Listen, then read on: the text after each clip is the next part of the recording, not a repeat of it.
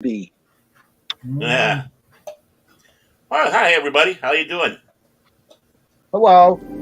I would like to remind everyone that this show is brought to you by the Dolphin Wars.